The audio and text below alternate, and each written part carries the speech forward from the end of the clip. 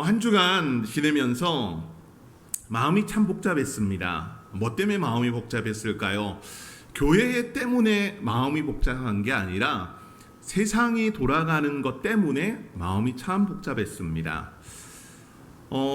이스라엘이 이란을 향해서 미사일을 발사하고 또 이란은 이스라엘을 향해서 대대적인 공격을 하고 군사적인 긴장감이 고조되고 있는 이 상황을 보면서 참 마음이 답답했습니다.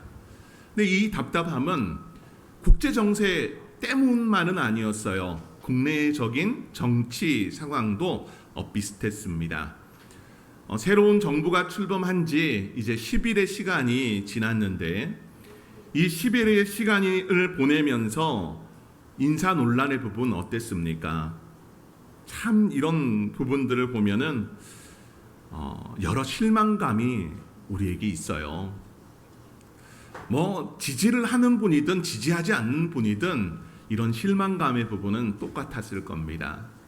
그래서 아마 이런 말 하셨을 거예요. 여당이나 야당이나 그 X가 X다. 그렇게 생각되지 않던가요? 정치인들은 여당이나 야당이나 다 똑같은 것 같아. 에휴, 기대도 안 해. 이런 마음 갖지 않으셨습니까? 불신의 그런 모습들이 이 시대 정치에 팽배해 있습니다. 그런데 정치에만 이런 불신의 부분이 있을까요? 그렇지 않습니다. 공무원 조직에도 이런 불신의 모습이 있고 사법의 부분에도 또 교육의 부분에도 언론의 부분에도 이런 불신의 부분으로 인해서 신뢰가 많이 무너지고 있는 것이 오늘날 대한민국 우리가 사는 사회의 전반적인 모습이라고 말할 수 있습니다. 우리는 이런 세상을 바라보면서 자소하는 목소리와 냉소하는 마음으로 살아갑니다. 근데 이런 부분이 고스란히 우리의 삶에도 침투에 들어오고 있다는 겁니다. 직장 생활을 하면서 성실히 내가 일하면은 그 성실함으로 일한 만큼의 대가를 받아야 되는데 그렇지 못한 상황들.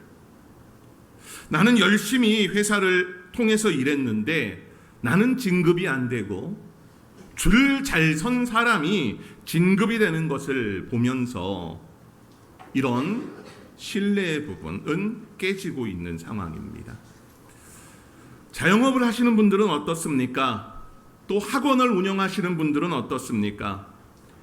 아이들의 그 수는 점점 줄어들고 있는 상황이고 물가는 점점 치솟아 오름 가운데 라면 하나의 가격이 2,000원이라는 뉴스를 들었을 때 의아했습니다. 어저께 마트에 가서 계란 한 판 봤더니 예상 외였어요. 아니 그 분명히 얼마 전만 해도 그 마트에서 파는 그 계란의 가격은 8,000원에 가까웠는데 지금은 9,500원인 걸 보면서 어떻게 두 주 사이에 이런 일이 있을 수 있을까라는 생각을 가졌습니다. 자영업을 하시는 분들 어떻습니까? 이런 물가의 치솟음, 시장과 모든 또 정책의 부분에서 불안감을 느끼고 있지는 않습니까? 어떤 분은 이런 이야기도 합니다. 계약서를 써도 안심이 안 된다고 해요. 왜? 사람을 믿을 수 없기 때문에, 그 계약대로 이행하지 않기 때문에 이런 이야기를 합니다. 불신의 모습이 세상 곳곳에 드러나며 우리의 신앙의 부분은 어떨까요? 우리의 신앙의 부분도 이런 불신의 부분이 침투해 들어오고 있다는 겁니다. 기도하면서도 마음 한구석에서는 이런 말을 합니다. 하나님, 혹시 안 되면 제가 다른 방법을 생각해 주겠습니다. 기도하면서 하나님의 뜻에 맡긴다고 하면서 뭘 하고 있는 거예요? 다른 계획을 생각해 두고 있는 우리의 모습. 믿는다고 말하지만은 실제로는 내 명철, 내 경험, 내 계획이 더 더 의지할 만하다라는 모습이 우리의 모습입니다. 이런 모습 안에서는 믿을 건 뭐밖에 없다? 나밖에 없다라는 생각이 우리 안에 그대로 들어와 있기 때문입니다. 이런 것이 당연한 시대에 오늘 우리는 자기 자신을 믿고 살아갈 수밖에 없다라는 말을 합니다. 그러나 여러분 자신을 믿을 만한가요? 한번 우리 옆에 분에게 물어보시기 바랍니다. 당신은 믿을 만한 사람입니까? 당신은 당신 자신을 믿습니까? 한번 물어보십시오. 여러분, 우리는 어떻습니까? 정작 자기 자신도 믿지 못하는 순간이 우리에게 찾아옵니다. 어제만 해도 확신에 차 있었어요.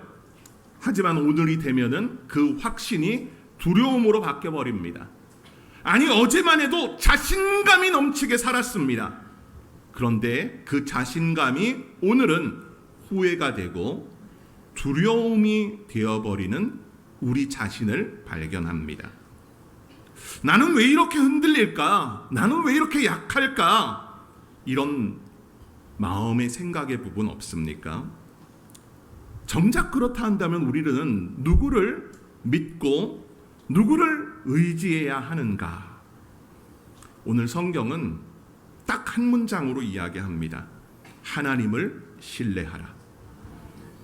하나님을 신뢰하는 것, 그러면 우리는 어떻게 살아가야 하는 걸까요? 기도를 하지만 여전히 플랜 B를 준비하고 있는 우리의 모습, 믿는다고 하지만 내가 짠 계획을 더 믿는 그런 우리의 모습, 이것이 우리 모두의 초상일지도 모릅니다. 돌아오는 21일 토요일은 우리 교회의 임직 감사 예배를 드리는 날입니다. 오늘 또 이 본문 앞에 우리 교회와 우리 성도들 또한 물어봐야 됩니다. 우리 교회는 무엇을 기반으로 세워져 있는가? 사람으로 세워져 있는가? 하나님으로 말미암아 그리스도 예수로 말미암아 세워져 있는가?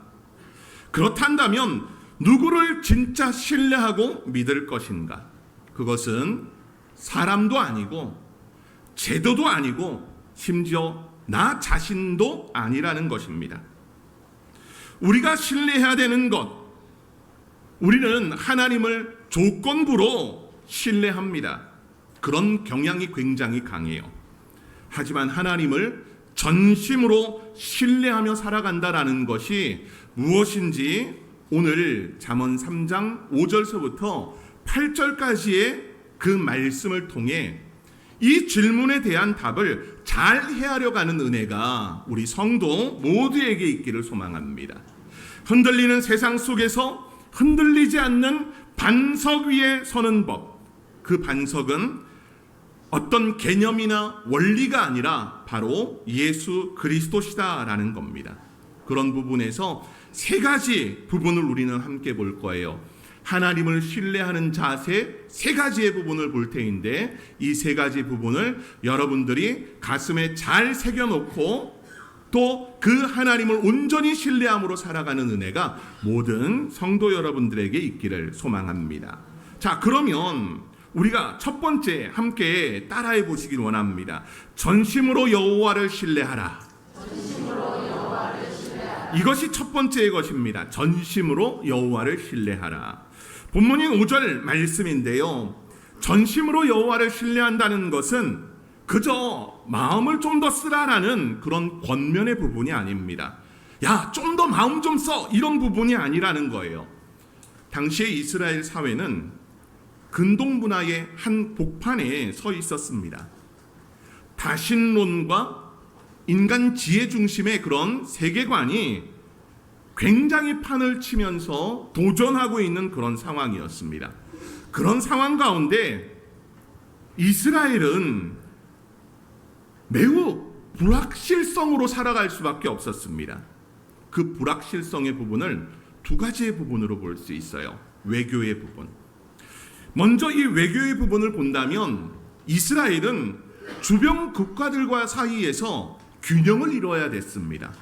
마치 우리나라 대한민국이 지금 국제 정세에서 균형을 이뤄야 되잖아요. 미국도 일본도 또 러시아도 중국도 북한도 이런 상황 가운데 우리는 균형을 잡아야 됩니다. 이런 균형을 잡아야 됐던 때가 바로 고대 이스라엘의 모습이었습니다.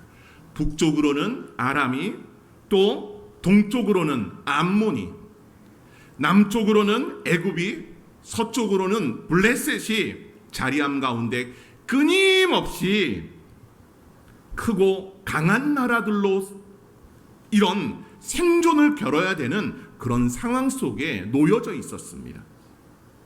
또 하나의 문제는 농사의 부분입니다. 여러분, 오늘날처럼 농사의 부분 하우스 하면 되잖아요 라고 이야기할 수 있겠지만 그 시대는 그런 시대가 아닙니다. 여러분, 오늘날 얼마나 우리는 살기 좋은 시대를 사는지 모릅니다. 비가 오는 것 너무나 예보가 잘 되어 있잖아요. 여러분들이 가지고 있는 스마트폰에 기상청 앱, 기상 앱을 보게 되면은 비가 언제 오는지 정확하게 압니다. 금요일서부터 비가 왔잖아요. 어제 교회 대청소가 있었는데 그 시간에 비가 올까 안 올까? 비가 안 온다고 제가 금요일날 말씀을 드렸어요. 어떻게 알았을까요? 네, 날씨 앱이 그렇게 알려주니까요. 여러분, 그러나 그 시대에는 그런 게 존재하지 않았습니다. 기상청의 예보도 없었고, 또 오늘날처럼 흉작이 들면 어떤 농작물 보험이란 것이 있어서 그것을 통해 보상해주는 그런 시대가 아닙니다. 비가 와야지 농사가 잘 되고 그 농사를 통해서 경작을 하고 걷어들인 것을 통해 먹고 살 수가 있었습니다. 비가 오지 않으면 굶어야 하는 삶. 가뭄이 한번 들면은 마을 전체가 생존 위기에 놓여 있는 세상이 그때였어요. 천지지변 가운데 메뚜기 떼가 한번 나타나가지고 쓸어버리면 1년 농사를 모두 망치는, 소득이 사라지는 그런 구조를 가지고 있었던 것이 바로 고대 이스라엘의 모습이었습니다. 그런 중 오늘 잠언은 외칩니다. 내 명철을 의지하지 말라. 여러분, 명철은 나쁜 것일까요? 명철이라고 하는 단어는 사물을 총명하고 사리에 밝힌 것이라고 말합니다. 즉, 전략적인 판단을 한다든가 경험에 기반한 그런 통찰의 부분을 이야기하는 게 명철이라고 하는 겁니다. 고대 사회의 이 명철이라는 것은 생존의 기술입니다. 예를 들어 볼까요? 여러분, 솔로몬이 하나님의 지혜, 더하심을 가지고 있었고 지혜뿐만이 아니라 모든 것에 하나님께서는 솔로몬에게 복을 주셨습니다. 솔로몬은 명철했습니다. 그 명철함으로 뭐 했습니까? 여러 주변의 나라들과 정략적인 결혼을 맺었습니다. 여러분, 이것은 솔로몬의 명철의 모습입니다. 그러나 이 명철은 바른 명철이라고 말하지 못합니다. 또 하나의 모습을 본다면 다윗입니다. 다윗은 블레셋 군대를 피하기 위해서 미친 척 연기해야 했습니다. 이런 부분은 명철이라고 말할 수 있습니다. 여러분, 문제는 무엇이냐? 명철이 어느 순간 하나님보다 앞서기 시작하는 겁니다. 자신의 판단이 하나님의 말씀보다 더 옳아 보이게 되는 것. 오늘 본문이 말하는 핵심은 바로 이것입니다. 하나님을 도움받는 조언자가 아니라 주권자로 인정하라는 겁니다. 하나님이 도와주시는, 도움을 주시는 조언자가 아니라 주권자로 인정하라는 것. 오늘날 우리도 많은 명철이 넘치는 시대를 살아갑니다. 여러분, 곳곳에 나와 있는 자기계발서, 그것을 통해서 자기의 삶을 꿈이라고 말합니다. 여러분, 투자 어떻게 합니까? 경제 전망 리포트들이 이렇게 이야기해 주는 대로 여러분들의 투자 폴리오를 세워가고 있지는 않습니까? 인간관계의 부분, 심리학을 꿰뚫어 봐야 된다라고 말합니다. 어떤 사람은 자기 확신을 자기의 그런 확신을 기반해야 된다라고 말합니다.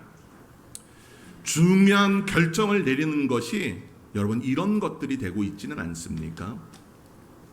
내 명철, 앞서 이야기했던 오늘날의 여러 부분의 것들.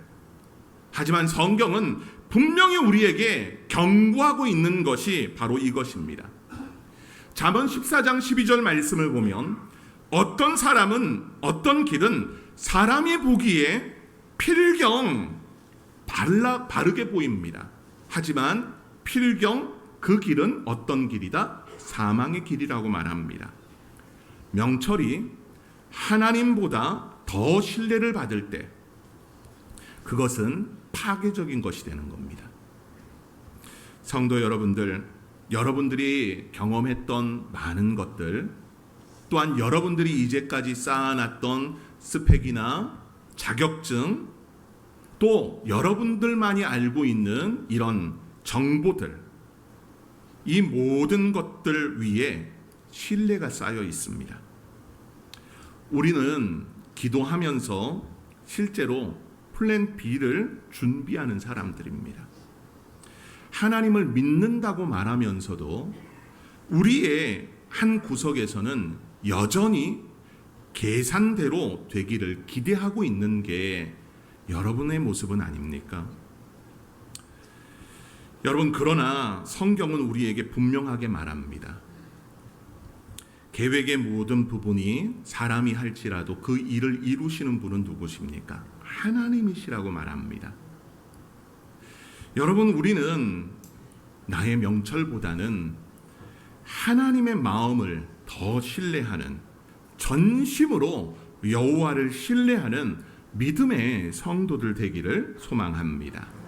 두 번째, 함께 따라합시다. 범사의 글을 인정하라.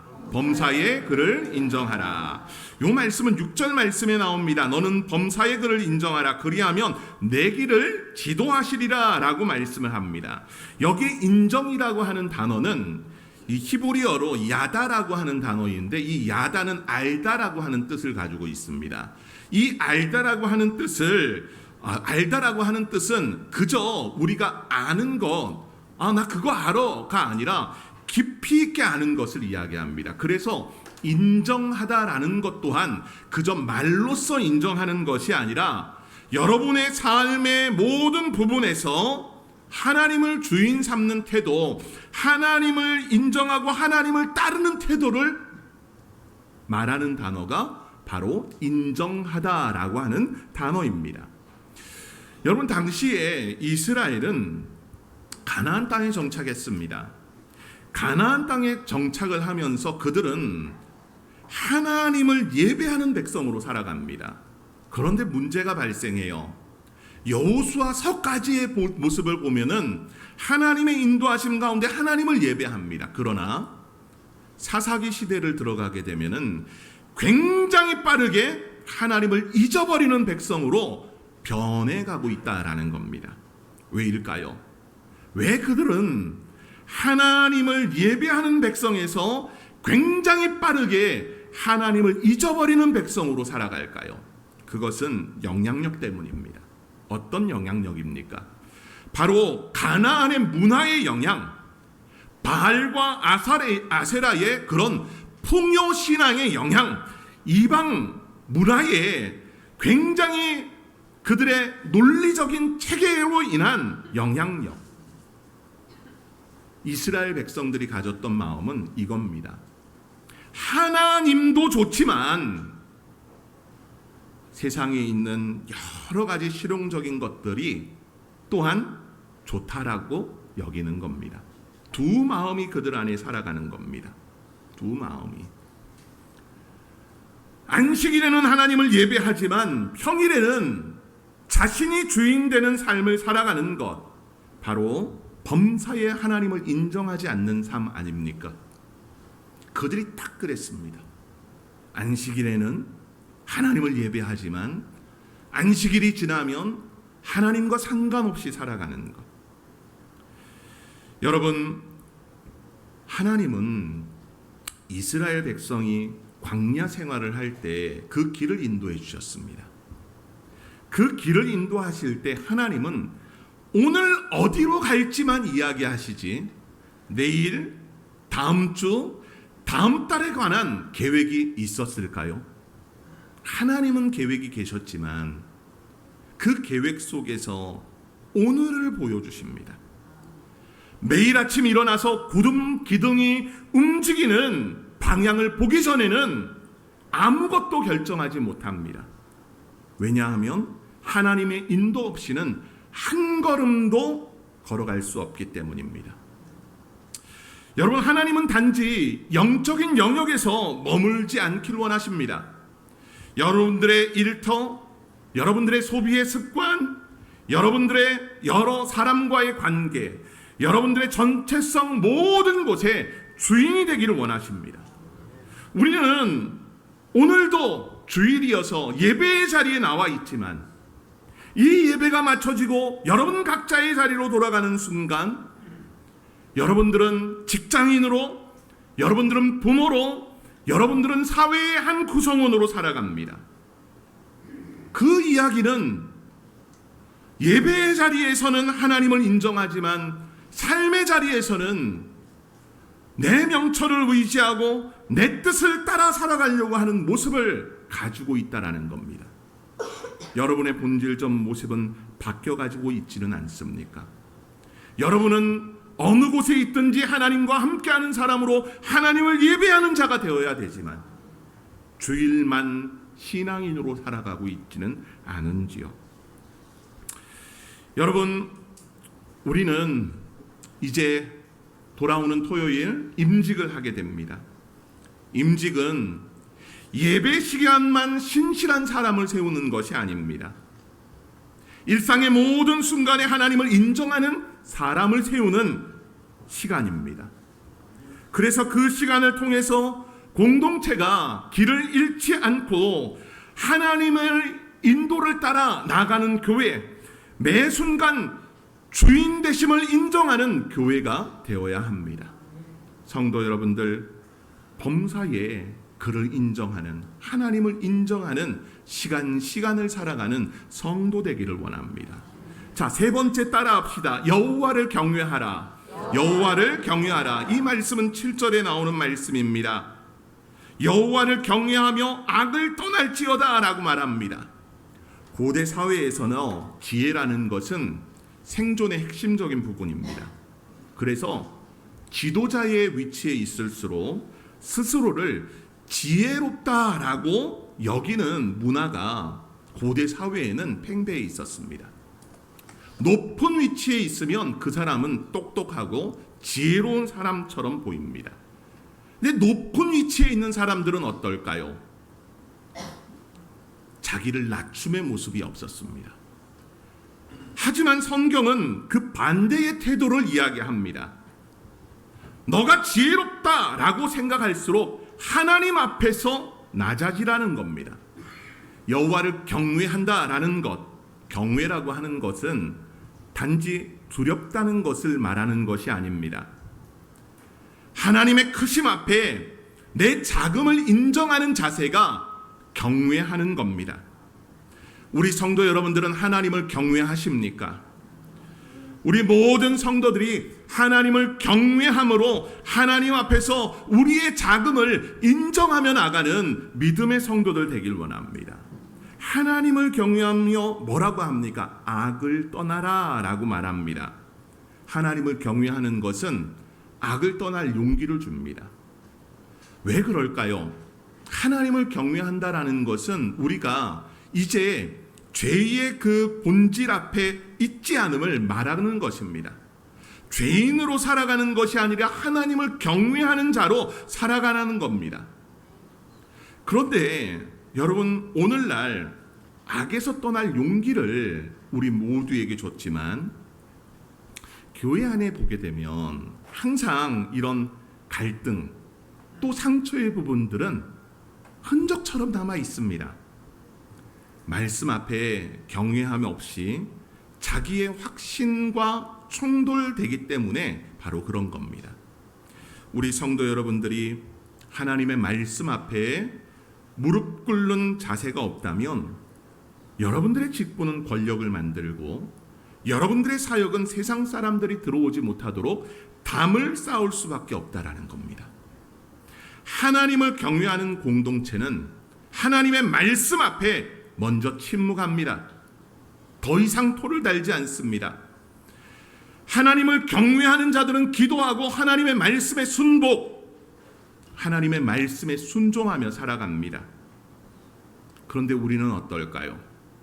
우리 마음 한구석에는 항상 말씀과 충돌되는 여러 지점들이 있습니다. 특히나 여러분들의 자존심을 세우면 여러분 망합니다. 여러분 혹시 하나님 앞에 여러분들의 자존심을 세우면서 나가고 있지는 않습니까? 하나님을 경외하면 여러분들의 감정보다는 하나님의 진리의 말씀을 더 무겁게 느끼는 성도들 되길 원합니다. 하나님의 말씀이 무엇을 하라 했으면 하면 됩니다. 무엇을 하지 말라 했으면 안 하면 되는 겁니다. 그런데 우리는 나의 자존심 때문에, 나의 애착 때문에 하나님의 말씀을 저버릴 때가 있습니다. 여러분, 교회는 그런 부분에서 자존심을 세우는 곳, 싸우는 곳이 아닙니다. 교회는 치유와 또 회복이 있는, 주님의 만지심이 있는 영역이 되어야 됩니다. 왜 그렇습니까? 예수 그리스도를 우리의 머리로 삼고 있기 때문입니다. 그렇다 한다면 주님의 그런 영향력이 우리 모두에게 더해지는 삶을 살아가야 할 것입니다. 자, 여러분, 오늘 우리는 세 가지의 부분을 함께 들었습니다. 전심으로 여호와를 신뢰하라, 범사에 그를 인정하라, 여호와를 경외하라. 여러분 어떻습니까? 여러분들은 이 자리에서 솔직하게 고백을 보십시오.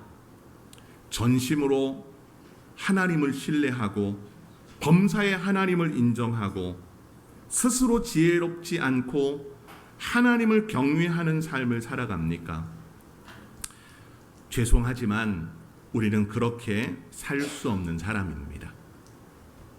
우리 안에는 여전히 우리 자신이 가지고 있는 명철을 의지하고 싶어하는 그런 본능이 꿈틀꿈틀거리고 있습니다. 하나님의 계획보다는 여러분들이 만들어 놓은 계획, 그것을 더 믿고 싶은 마음이 있지 않습니까? 더 화려하고 더 아름다운 나의 계획을 이루려고 하지는 않습니까?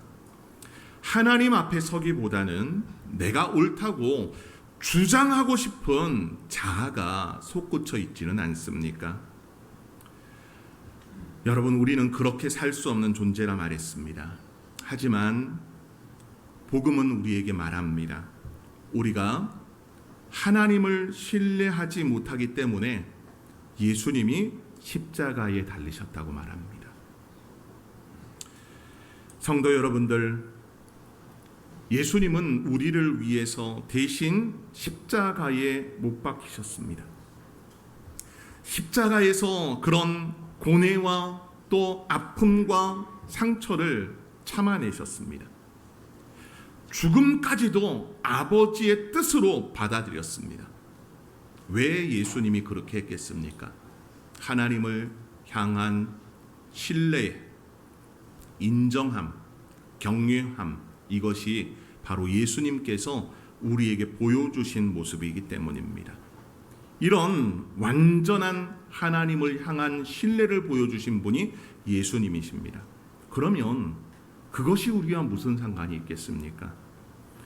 여러분, 예수님의 완전한 신뢰가 누구 것이 되길 원하실까요? 바로 우리의 것이 되길 원하십니다. 그리고 이제 나도 하나님을 신뢰할 수 있다라고 우리에게 응원하십니다. 이제 하나님은 우리에게 완벽한 신뢰를 요구하시는 것이 아니라 예수님의 신뢰를 의지하고 살아가라라고 우리를 초대하십니다. 성도 여러분들, 이 초대에 하나님 앞에 서는 믿음의 성도들 되시길 바랍니다. 여러분들에게는 힘 없습니다. 여러분들에게는 능력 없습니다. 하지만 그 일을 이루신 그리스도 예수를 믿음 가운데 우리를 그렇게 여겨주심, 우리가 하나님을 전심으로 신뢰할 수 있는 것도 그리스도 예수 때문이고, 범사에 하나님을 인정하는 것도 그리스도 예수 때문이며, 하나님을 경외하는 것도 그리스도 예수 때문입니다. 그 은혜를 더해 주셨습니다.